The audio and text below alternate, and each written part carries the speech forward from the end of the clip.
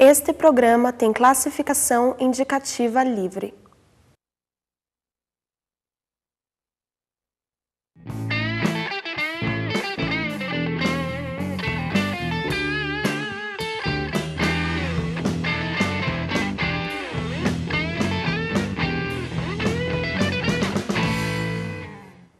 Um levantamento feito em julho desse ano mostra que 37% dos usuários do SUS em Curitiba consideram o serviço ruim ou muito ruim. A demora no atendimento é a principal reclamação dos pacientes. Já a enquete do jornal Gazeta do Povo, realizada às vésperas das eleições com 900 moradores, revela que 34% não estão satisfeitos com a segurança. Eles também apontaram deficiências na infraestrutura e mobilidade urbanas. Para saber se esses problemas têm soluções e quais os rumos da capital do Paraná, nós recebemos hoje o prefeito eleito de Curitiba, Gustavo Fruit, e a vice-prefeita Miriam Gonçalves. Obrigado pela presença de vocês. Eu soube pelos assessores que é a primeira entrevista que vocês concedem juntos após as eleições, é isso mesmo? É verdade, né? Seguramente. Boa tarde, Miriam, né? Olá, Miriam. Muito uma honra estar aqui. Olá, Mauro. Um privilégio estar aqui na TV da Universidade, mas é fato. Depois, uma eleição muito agitada, a primeira entrevista que nós concedemos juntos. E olha, até foi bom, que a gente já programou aqui a agenda de Brasília e já resolvemos algumas questões. Da campanha, foi uma campanha atribulada, difícil, complicada? Como é que vocês avaliam isso? Foi uma campanha que chegou no limite da desqualificação, principalmente no primeiro turno. E isso ainda é um mau hábito da cultura brasileira, que confunde a agenda negativa com a agenda de desqualificação. Mas foi uma campanha também que marcou com algumas respostas muito importantes da população. Primeiro, não se ganha eleição mais com grandes coligações. Não se ganha eleição mais só pensando na estrutura econômica. A campanha milionária não é um fator decisivo. Terceiro, coloca como questionamento, e a população recebe talvez com mais frieza, o que é um lado bom, a questão dos institutos de pesquisa. E quarto, o eleitor, principalmente numa eleição municipal, ele está se posicionando cada vez mais tarde, mas é sinal de que ele está também mais frio nesta avaliação. Está considerando várias informações, várias fontes de informação para fazer seu julgamento. Então, são sinais interessantes que o mundo da política tem que ter a capacidade também de compreensão, mas uma demonstração de que o eleitor hoje está muito mais criterioso, muito mais informado e perdendo, no bom sentido, a ingenuidade com relação à política tradicional. Nessa maratona da campanha, vocês percorreram praticamente toda a cidade, eu acredito. Que tipo de reclamações as pessoas eram mais comuns nesses locais onde vocês visitaram? Eu acho que você já citou as três principais, né? Eu não sei, não te diria em que ordem, mas segurança, saúde e mobilidade urbana. É impressionante como em todas as áreas na cidade os problemas se repetem. Algumas com mais gravidade do que outras, mas eles se repetem. Olha, no site da prefeitura tem um levantamento com o nome de todos os prefeitos desde 1935. Eu contei 63 nomes, alguns, claro, com 2 ou 3 mandatos. O senhor seria o 64º prefeito. Esse número lhe diz alguma coisa? O senhor é supersticioso também ou não? Não, até eu não tinha feito essa conta. Entre esses números, entre esses nomes, com muita honra, faz 27 anos, meu pai foi prefeito de Curitiba, mas fico muito feliz de dar continuidade, junto com a Miriam, de uma gestão ou de gestões da cidade que marcaram sempre com qualidade, marcaram um processo sempre de superação e sempre registrando um avanço para a cidade. Mas, como não custa a gente ficar atento, eu vou verificar depois com a numerologia, com os cabalistas, qual é o significado, para que não haja nenhuma dúvida com relação à escolha. Mas tem 2013 também. Tem 2013 também. 13 é um bom número, 13, independente do partido, 13 é um bom número. Miriam, você é a primeira mulher a estar à frente de uma administração como vice-prefeita. O toque feminino, você acha que vai ser uma marca, vai fazer um diferencial também nessa gestão? Olha, eu acho que tem uma marca sim, mas eu acho que o mais importante não é a marca só na gestão, é a marca na trajetória de uma conquista das mulheres. Eu não entendo que essa minha estada na Prefeitura Municipal de Curitiba, ela seja minha. Há um histórico de muitas mulheres que lutaram dentro das suas perspectivas, dentro dos seus grupos, para que as mulheres conquistassem um lugar na política. Então, eu acho que isso sim faz uma grande diferença. Mas o que essa representatividade de uma mulher à frente da prefeitura pode causar de impacto na população? Você acha que vem com glória, com ponto positivo nisso? Eu acho que vem com glória, com ponto positivo e com muita responsabilidade e muita expectativa, porque tem um olhar diferente, não há dúvida que tem um olhar diferente. Por mais que sejamos próximos e, enfim, compatíveis em várias coisas, de concordância, mas nós temos, sem dúvida nenhuma, uma forma de olhar para a mesma coisa diferenciada. Gustavo, o senhor é formado em Direito pela UFPR, mestre em Direito Público e doutor em Direito das Relações Sociais. O que esse aprendizado você acha que te traz de bagagem para esse desafio que vocês enfrentam a partir do ano que vem?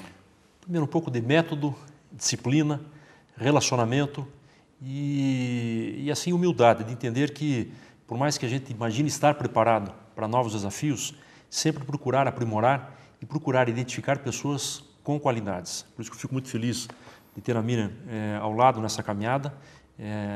E como ela disse, pela trajetória, é claro que tem um símbolo muito forte por ser a primeira mulher a ocupar esta função na cidade, mas pela trajetória, pelo que representa em termos de superação. E eu tive o privilégio de estudar numa universidade pública e na Universidade Federal do Paraná. O nosso coordenador do plano de governo, que está coordenando a equipe de transição, é um professor, Fábio Scatulin, também da Universidade Federal do Paraná. E um dos desafios é a gente ter a capacidade de ter pessoas qualificadas, comprometidas e que se possa estabelecer essa parceria com diferentes instituições de ensino que temos aqui na capital, mas a Universidade Federal do Paraná, pela tradição e pela formação de quadros em diferentes áreas, sem dúvida alguma, da nossa parte será muito provocada a colaborar no projeto. Você também é formado em Direito, né? Sim. E também tenho mestrado na Universidade Federal. Quer dizer, vocês têm uma trajetória acadêmica semelhante até. Eu acho que sim, né, Gustavo? Foi, até nem havíamos conversado ainda sobre isso, até porque tem umas coincidências que ocorreram também na campanha. É claro que a gente não tem uma visão por causa de uma profissão corporativa, sim, mas a Miriam se destaca muito. É uma profissional altamente respeitada, qualificada, tem também uma experiência acadêmica notável e eu acho que isso ajuda. Não achar que a gente tenha a solução, mas o aprendizado é de ter a capacidade de entender que nós temos que procurar sempre dar um salto, procurar quadros qualificados e dentro da prefeitura, felizmente, hoje tem muitas pessoas muito qualificadas que tiveram a oportunidade também de estudar numa instituição como a Federal. Se me permite, eu acho que o que nós temos mais em comum dentro da nossa formação é a postura democrática. Tanto na área pública como na área do direito do trabalho, áreas sociais, eu acho que nós temos uma postura de democracia. Eu acho que isso é o que nós temos mais em comum, que eu acho que é importante. Bacana. Bom, nós gravamos alguns depoimentos e perguntas direcionadas aqui no universo da UFPR, da Universidade Federal do Paraná. A primeira pergunta que vem é sobre segurança. Vamos acompanhar. O que vai ser feito em relação à segurança? Que está muita violência, drogas. Eu moro no Boa Vista e sempre ouço relatos de assalto, roubaram minha tia na frente da casa dela. Eu gostaria de segurança. O que ele poderia ajudar na segurança nos bairros mais periféricos da cidade? Bom, a gente sabe que segurança é uma atribuição do Estado, mas na campanha o senhor inclusive falou que pode auxiliar, ajudar. Qual é a proposta para esse tema, prefeito? Integração e prevenção.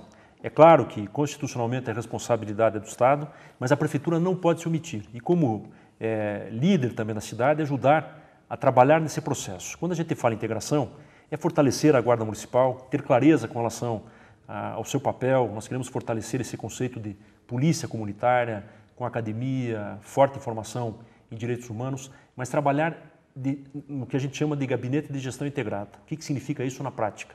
Todas as secretarias voltadas com um olhar para a questão da segurança, em especial na prevenção, ter a relação direta da Guarda Municipal com o gabinete do prefeito e ter uma relação integrada com a Polícia Militar, a Polícia Civil e a Polícia Federal. Nós assumimos um compromisso de aumentar o efetivo, de contratar até 1.500 guardas e, sempre que possível, trabalhar na qualificação, profissionalização e da carreira. Mas, além da integração, e trabalhando com tecnologia, trabalhar fortemente na prevenção. E como? Com investimentos na área de educação, na área social. Eu vi essa observação do Boa Vista com relação também à iluminação pública, trabalhando para que toda a prefeitura permita que o espaço público não seja perdido para o crime. Toda vez que se instala em Curitiba uma UPS, o lado bom é que a polícia ostensiva está entrando numa área com indicadores acima da média. Mas qual que é o lado negativo? A cidade está perdendo aquele espaço que tinha que ser de uso público, de uso comunitário, para a insegurança, para o crime organizado. Então, as duas grandes frentes, trabalhar na integração e trabalhar muito forte na prevenção. Existe uma estatística que diz que 80% dos crimes aqui em Curitiba, e eu acredito que em outras cidades esse percentual também deve ser mais ou menos semelhante, de que os casos de homicídio estão ligados ao tráfico ou uso de droga, especialmente o crack. Verdade. Nós gravamos recentemente um programa que eu acho que inclusive estava no ar agora recentemente, abordando essa questão do crack, e existe uma preocupação muito grande mesmo com a destruição que isso causa, não só no usuário, quanto na família, e respinga em toda a sociedade. Dentro dessa questão do tráfico de drogas ou do uso de drogas, existe algum projeto que seja meio prioritário? Porque a gente observa, quem percorre a cidade, observa pontos de cracolândia, vamos dizer assim, cada vez mais disseminados. É uma preocupação que vocês têm? Eu queria só dar alguns dados, se me permite. Do sul do país, Curitiba é o maior índice de morte de jovens até 19 anos. E, evidentemente, essa mortalidade está relacionada às drogas, ou a traficantes ou a usuários. Se pegar outro lado, você falou das mulheres, em 2010 foram, um número interessante, 2.222 casos de estupro contra mulheres em Curitiba. Outro dado que me chamou muito a atenção durante a campanha, eu estive em áreas que havia uma creche municipal, aliás, muito bem instalada, e atrás dela ponto de tráfico de drogas. Quer dizer, vai se disseminando esse tipo, é uma bola de neve, na verdade. E o que fazer para frear isso? Prevenção, trabalhar também com a área de saúde e com a área social, com a implantação do Comitê Municipal de Prevenção e Atenção ao Usuário de Drogas. Nós já estivemos com o ministro da Saúde, Alexandre Padilha, para garantir, junto com as comunidades terapêuticas e com a estrutura existente na cidade, até 500 leitos para internamento, mas tem que se trabalhar muito forte na prevenção. Então, uma das propostas que nós mais insistimos na campanha é para aumentar os investimentos na educação. Isso é um fator de transformação, para que a gente tenha uma estrutura e se dispute todo dia o jovem contra o crime, para evitar que ele seja cooptado ou seja incentivado a uma outra atividade. Então tem que ser um trabalho diário, persistente. Senão, a gente vai trabalhar só na repressão, só na consequência, quando o fato já está consumado. Tem que atacar a causa. Isso aí. Bom, o transporte público também foi tema de perguntas na nossa enquete. Gostaria de saber com relação ao transporte, realmente se ele vai efetivar a linha do metrô, né? Que tem tanto tempo que eles estão reivindicando, se isso é possível. E aí? Bom, até agora o projeto não foi apresentado, há uma discussão, houve um debate se será lançado ou não o edital para a contratação de um projeto de metrô na linha sul, ligando Pinheirinho até o centro da cidade. Numa segunda etapa, o centro até o Santa Cândida, completando todo o eixo norte e sul. Há dúvidas com relação a esse projeto, algumas questões já foram encaminhadas junto ao governo federal, há dúvidas com relação à equação econômica financeira, com relação ao modelo, com relação ao prazo, tempo de execução, o impacto na tarifa. Algumas questões que até fazem parte de um pedido de informação que entregamos agora ao prefeito Luciano Lutz, através da equipe de transição, para saber em que fase está esse projeto e se será ou não lançado o edital ainda até o final de 2012. Nós temos até o final de 2013 o tempo para a apresentação de um projeto junto ao governo federal para aproveitar os recursos do PAC da mobilidade, recursos esses que não serão contingenciados no valor de R$1 bilhão para um transporte de alta escala em Curitiba, de alta capacidade. Então, nós queremos ter clareza com relação ao estágio do atual projeto e, num prazo muito curto, de 6 meses até 1 ano, definir se este será o modelo que nós vamos defender junto ao governo federal ou se nós vamos buscar alternativa. É bom deixar registrado. Há muitos anos se discute isso. O que tem de diferente é que pela primeira vez na história o governo federal disponibiliza para a cidade R$1 bilhão e mais alguns recursos também que serão destinados por parte do governo do estado, mas até agora nós não temos a conclusão de todos os projetos relativos à implantação deste sistema. Então, por cautela, por uma questão de responsabilidade, nós queremos ter acesso a essas informações para um debate público, ouvindo inclusive a universidade, definir qual é o melhor modelo. Isso é muito sério, é um projeto de longo prazo, de 20, 30 anos. Curitiba demorou para implantar um novo modelo, mas também acabou diminuindo os investimentos na melhora do sistema atual. Então nós vamos trabalhar em 2013 em duas grandes frentes. Investir para melhorar a capacidade de transporte do sistema atual, com obras como o Sistema Integrado de Monitoramento, o Centro de Controle Operacional e o desalinhamento do eixo. E, ao mesmo tempo, definir qual será o projeto que nós vamos encaminhar ao governo federal para captar este R$1 bilhão. Sempre registrando, e conversamos muito isso na campanha, né, Miriam? Que nenhuma cidade no Brasil conseguiu sozinha bancar um sistema dessa natureza. A cidade de São Paulo, que tem o terceiro maior orçamento do Brasil, não aguentou. Ela transferiu para o governo do estado e a cidade ajuda subsidiando o sistema. E com relação ao trânsito, eu acredito que durante a campanha vocês devam ter se deparado com pontos de congestionamento, lentidão, que o motorista perde a paciência. A sensação que a gente tem é que Curitiba é uma das cidades mais motorizadas aí do Brasil, mas que a infraestrutura não acompanha essa evolução. É possível fazer alguma coisa, replanejar alguma coisa para que tenhamos pelo menos um trânsito que flua normalmente?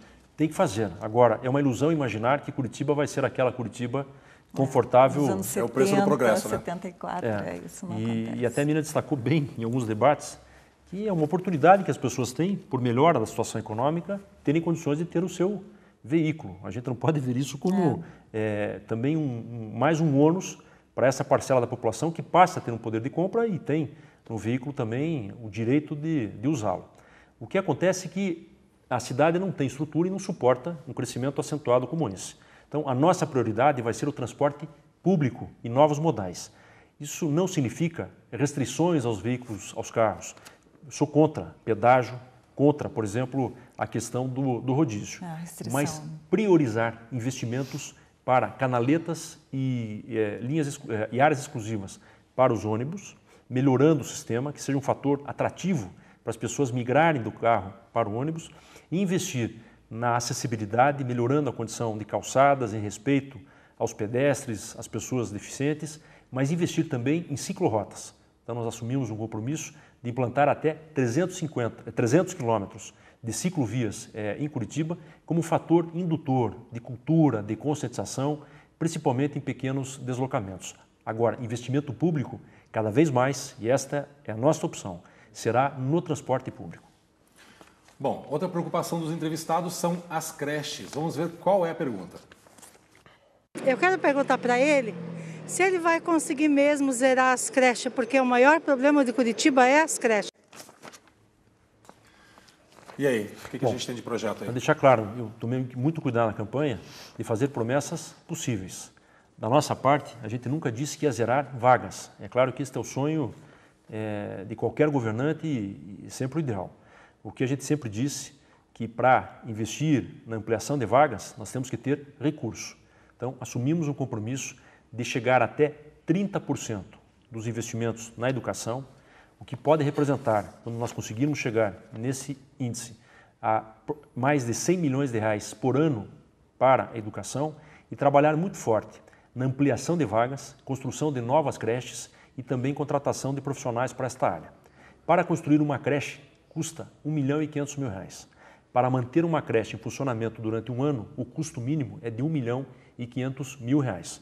Então nós estamos trabalhando com o foco e objetivo de zerar as vagas para as crianças de 4 a 5 anos, até porque é uma exigência da legislação a partir de 2016, e ampliar no máximo possível, com recursos da Prefeitura, do Governo Federal, as vagas para as crianças até 3 anos. Isso é um fator de justiça social, é um fator de equilíbrio, Porque é uma grande discussão hoje sobre o número de vagas necessárias. Há um número do Ministério Público. A gente não sabe ainda esse número. Isso aí. Né? Qual é o déficit?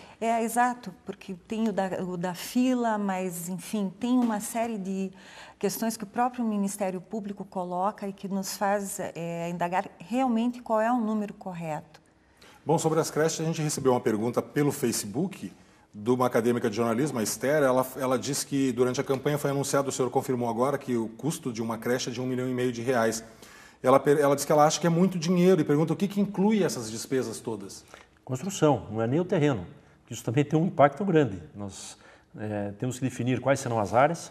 A Prefeitura, este ano, deve entregar mais 9 creches.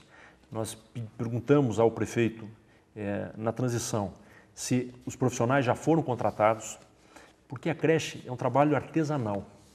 O número de crianças numa creche não pode ser o mesmo número de estudantes numa escola convencional. É por isso que as creches têm no máximo 150 até 200 crianças. Então, custa um prédio, não pode ser uma construção simples, tem uma série de conceitos que têm que ser obedecidos e, além disso, tem que ter profissionais capacitados. Então, o outro desafio é não só contratar, mas definir um novo plano de cargos e salários para os educadores. Quando se tinham as creches antigamente, eram as babás. Mudou-se o tempo, mudou-se as carreiras e hoje boa parte desses profissionais já tem magistério, tem cursos superiores. São pessoas que se qualificaram muito e, naturalmente, têm uma atividade que é muito semelhante à de um professor de crianças com uma idade um pouco maior. Então, nós temos que ter uma carreira que seja atrativa, diminuir muito o número de pessoas que se inscrevem para esses concursos e vamos estabelecer para os educadores os mesmos 33% de hora atividade dado aos professores, que também vamos implantar, e garantir aos educadores a mesma aposentadoria especial que é dada aos professores. Bom, e aproveitando o tema, a gente gravou também uma pergunta com o professor Daniel Medeiros, que é doutor em educação pela UFPR. Ele fala sobre o período de alfabetização. Vamos acompanhar. Sabe-se que o município é o responsável principal pela educação infantil. E, segundo a legislação, até 2016, os municípios serão obrigados a oferecer matrículas a partir dos 4 anos de idade.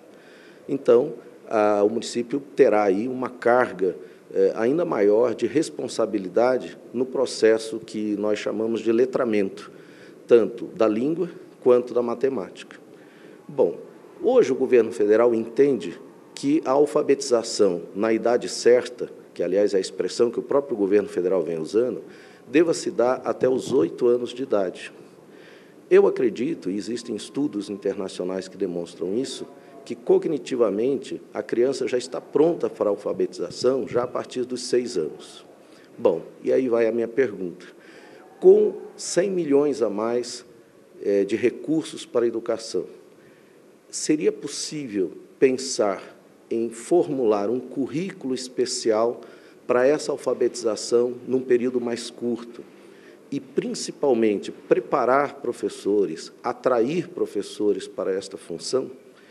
Eu imagino, senhor prefeito, que com as crianças na escola a partir dos 4 anos, com 6 e, no máximo, 7 anos, elas possam estar alfabetizadas se houver um trabalho efetivo de preparação de docentes e de investimento numa programação focada no letramento de língua e de matemática.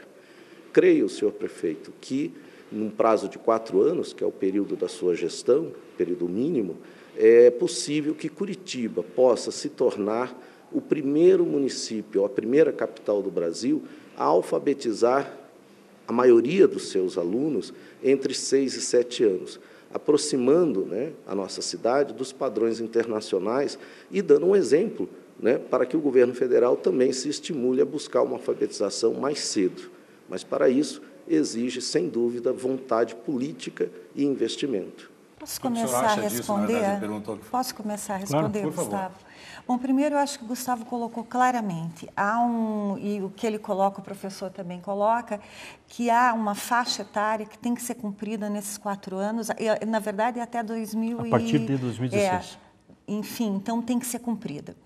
Depois, eu acho que também durante a campanha foi colocado claramente por nós, e eu acho que pode ser reforçado, que boa parte do recurso que vai para a educação é para qualificar. Nós temos muita necessidade de qualificação e de qualificação permanente. E eu acho que dentro disso que ele coloca, há uma possibilidade grande. E Curitiba, sem dúvida nenhuma, quer voltar a ser uma referência. Perfeito. E é um belo desafio do professor Daniel. A gente falou muito, trabalhando assim de forma muito responsável, de estabelecer um plano de metas de pelo menos 10 anos. É claro que daqui a 10 anos é outra gestão. Mas na hora que uma gestão começar com um processo desse, de aumento de investimentos, de qualificação, é muito pouco provável que uma gestão lá na frente vai interromper um processo desse. O que nós precisamos? Na ponta hoje, qualificar ao máximo, e temos profissionais e escolas que já são referências em diferentes indicadores, entre os quais o IDEB. Nós temos que procurar tornar o sistema equilibrado em todas as escolas da cidade, equalizar, independente da origem social, étnica, racial, das crianças, dos estudantes, e ter uma carreira que seja atrativa. Então nós temos um passivo a ser tratado, que é a questão das vagas, mas trabalhar, das creches principalmente, mas trabalhar no médio e longo prazo nesse processo de qualificação, de equilíbrio em toda a estrutura da carreira, das escolas. Há escolas que precisam complementar a infraestrutura, como quadras cobertas e bibliotecas, definir de uma vez a questão do acesso à tecnologia, e nessa meta que nós queremos propor, num debate aberto com o Plano Municipal de Educação, com os profissionais da área, mas também atraindo, incentivando a participação dos pais, estabelecer uma série de ações que possam permitir Curitiba ampliar esses indicadores, não só na alfabetização dentro desse cenário que o professor coloca, mas na outra ponta, chegar o mais próximo possível do fim do analfabetismo na capital. Nós temos ainda, apesar dos indicadores que melhoraram, um pouco mais de 2%, quase 28, 29 mil pessoas em Curitiba se enquadram nesta situação. Então, uma cidade que avança, progride, mas nós temos que procurar equilibrar os indicadores. É um grande desafio. A pedagoga Áurea Junglos pergunta se o senhor irá disponibilizar uniformes completos para os alunos das escolas municipais. Ela disse que é fundamental, pois facilita o acompanhamento das crianças na escola, pela família e pela comunidade. Esse debate acabou tendo até um lado equivocado e preconceituoso na campanha. Eu acho que superou, eu nem vou discutir isso. Mas dentro dos recursos que nós estamos estabelecendo, a prioridade é vaga e qualificação. As escolas adotaram uma postura, muitas delas, de uniformes. Isso tem um fator social muito intenso, porque nas próprias comunidades as escolas acabam comprando ou incentivando pequenas costureiras, cooperativas, a realizarem esse uniforme. E cada uma tem o seu padrão, as suas cores, os seus símbolos. Então, Curitiba não tem, dentro da sua ação, procurar ter um padrão único para todas as escolas e para toda a cidade. Isso vai ser resolvido por cada escola e sempre com essa preocupação da inclusão, do equilíbrio, e que isso não seja, e é inaceitável que seja, um fator de discriminação. Bom, mais um entrevistado, dessa vez ele faz um comentário sobre cultura. Políticas culturais, aquele que interfere no dia a dia na vida das pessoas, como a saúde, a educação, a cultura também deve ter o mesmo olhar, o mesmo tratamento de Estado. Curitiba é conhecida por incentivar espetáculos culturais, é uma cidade culturalmente ativa. A ideia é manter, é aumentar, é acrescentar? Como é que vocês visualizam Curitiba na gestão de vocês, culturalmente falando? Ampliar, né, Gustavo? A própria orçamento, no nosso planejamento, há uma ampliação, né, de gastos com a cultura. Tem que ampliá-lo, sem dúvida nenhuma. Nós temos que propiciar à cidade um maior desenvolvimento. Curitiba realmente tem uma tradição.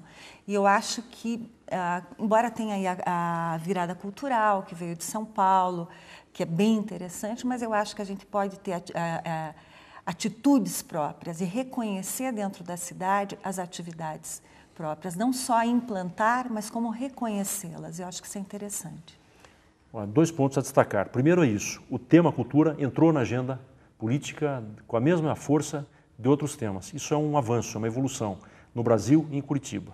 Segundo, pelo menos 1% do orçamento para a área cultural, o que representa mais de 15 milhões de reais a mais por ano, rever e modernizar a lei de incentivo à cultura, democratizar e dar o máximo de transparência e buscar também desconcentrar os investimentos na cidade, com o objetivo de incentivar e ter a capacidade de entender movimentos espontâneos que são muito importantes, geradores de referência para Curitiba. Nós vimos isso no Carnaval, apesar de toda a polêmica que o Carnaval tradicional gera a partir de Curitiba, mas outras ações que no mesmo período acabam tendo um destaque e a Prefeitura tem que ter a capacidade de entender isso, agir em conjunto, sob pena de se estabelecer um conflito, como nós já vimos em algumas manifestações da cidade. Olha, pelo Facebook a gente recebeu uma pergunta também da historiadora Tatiana Marchetti. Ela quer saber como é que o senhor avalia a ausência de um conselho de patrimônio no município e se o senhor pretende criar um departamento que dê transparência à seleção dos bens. Ela disse que a cidade toda, a maioria dos moradores se preocupa muito com essa questão. Olha que interessante, o potencial construtivo, que hoje é um instrumento utilizado no Brasil e foi implantado no Estatuto da Cidade, ele começou antes da Constituição de 88 de forma pioneira em Curitiba. E na época até meu pai era o prefeito da cidade. E a ideia do potencial foi justamente para incentivar e preservar o patrimônio histórico. Também é uma cultura relativamente recente na gestão pública.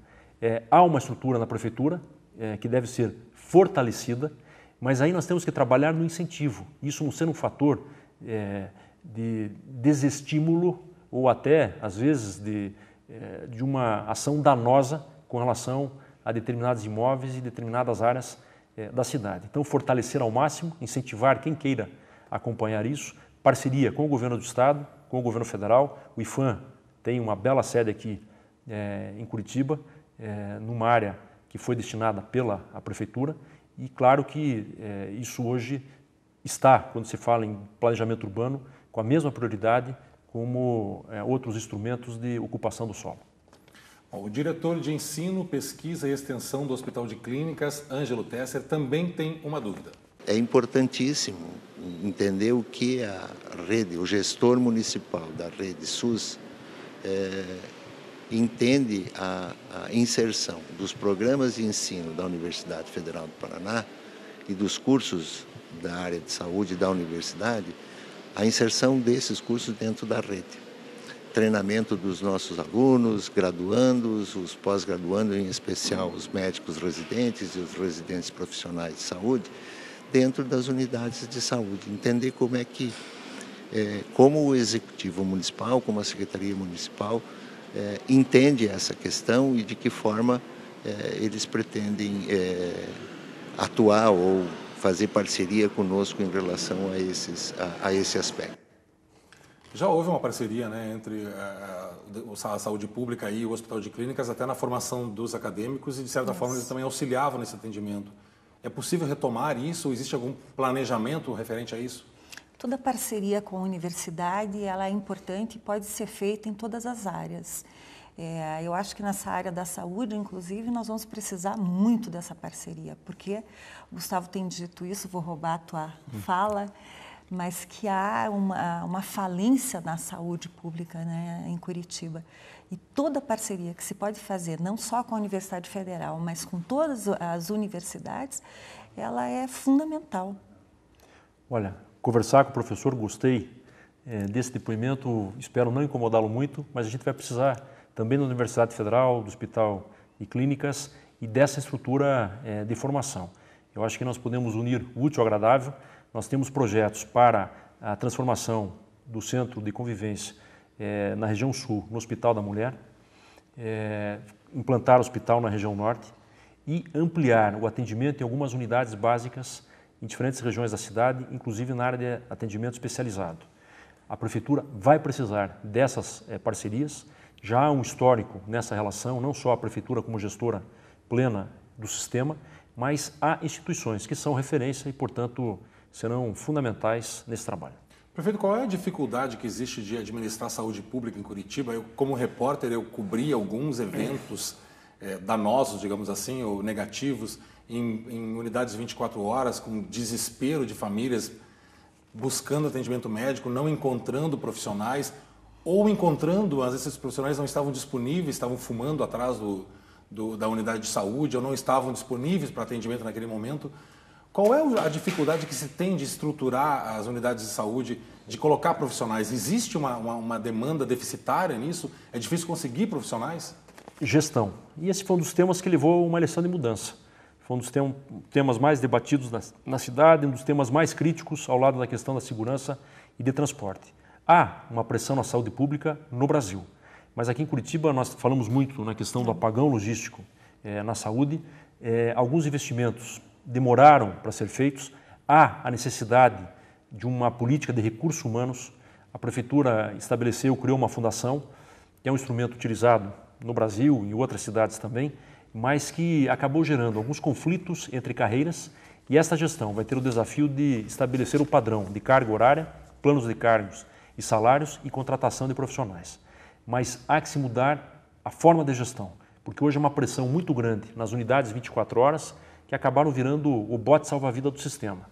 Então, enquanto alguns investimentos não são realizados, como a construção de novas unidades e até desses 2 novos hospitais, nós temos que usar da melhor forma possível a estrutura existente. E aí é gestão e recurso humano. Bom, a Kathleen Lu, que é acadêmica de Direito da UFPR, ela mandou uma mensagem bem longa. Resumindo, ela pergunta como é que o senhor pretende compensar os eleitores que votaram no outro candidato. Ela diz que são 39% da população e que essas pessoas viram nas propostas do outro candidato projetos que elas entendiam como melhores para a cidade. De que forma que o senhor vai conquistá-las? Agora é respeito a toda a cidade, eu acho que não pode haver mais esta distinção, e a gente vai ser julgado ao final de 4 anos. Ter a capacidade de ter esse olhar agora, não de disputa eleitoral, não de disputa mais partidária. E foi a primeira declaração até que eu acho que nós demos logo após a eleição, ou pelo menos na primeira entrevista que eu participei. Agora a gente tem que ser, vamos dizer, um gestor para toda a população. Senão a gente fica acirrando uma disputa que já foi superada e já foi escolhida pela população. Há temas que são comuns. Às vezes são questões que têm pequenas diferenças.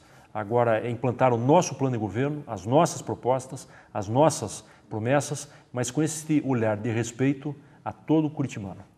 E a Joelma Filipovski, ela quer saber se daqui a 2 anos o senhor vai sair candidato a governador e deixar a prefeitura nas mãos do PT.